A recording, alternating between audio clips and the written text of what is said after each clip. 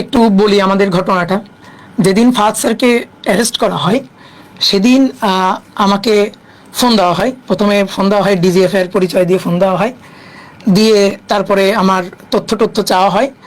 তো এর পরবর্তীতে আবার আরেকটা ফোন দিয়ে আমাকে ডেকে নেওয়া হয়।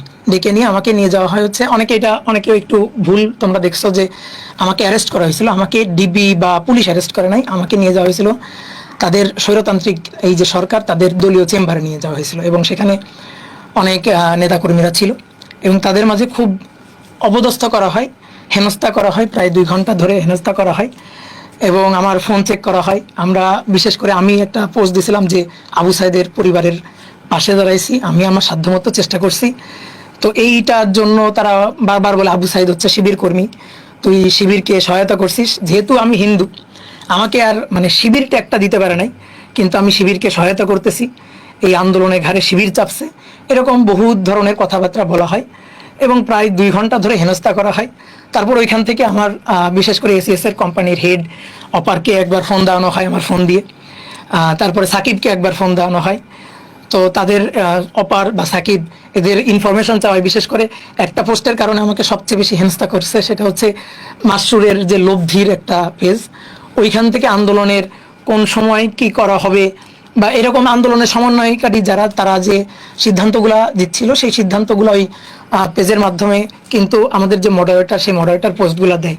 তো ওইখানে যেহেতু আমাদের কভার ফটোতে আমার ছবি, অপারের ছবি এবং মাসরুরের ছবি ছিল, তো ওই কভার ফটো দেখে এবং বিভিন্ন পোস্ট দেখে, বিশেষ করে এই আন্দোলনে আমরা আমরা ইন্ধন দিচ্ছি, কোন সময় কি করা হবে আমাদের এই পেজ থেকে ইন্ধন দেওয়া হচ্ছে, এটা নিয়ে হচ্ছে বিশেষ করে মাসরুর এবং অফার এদের ইনফরমেশন চাওয়া হয়।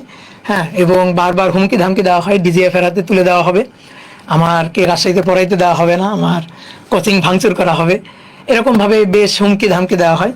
তার পরবর্তীতে প্রায় 2 ঘন্টা পরে আরও অনেক কিছু ঘটনা ঘটে যেগুলো আমি আসলে ক্যামেরার সামনে বলতে চাই না।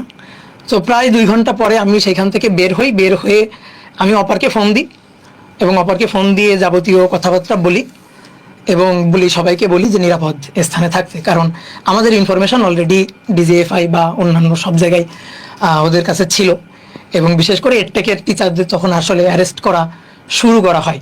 তো এর পরবর্তীতে একটু পরে আমি দেখতে পাই যে বন্দি পাঠশালার ইয়াসিন এবং শুভ এদের 2জনকে হচ্ছে অ্যারেস্ট করা হয়েছে। তো এই হচ্ছে আমাদের গল্প। তো তারপর থেকে মোটামুটি আমরা একটু বিচ্ছিন্ন হয়ে যাই, আমরা আর কেউ কারোর সাথে ওইভাবে যোগাযোগও করতে পারতেছিলাম না।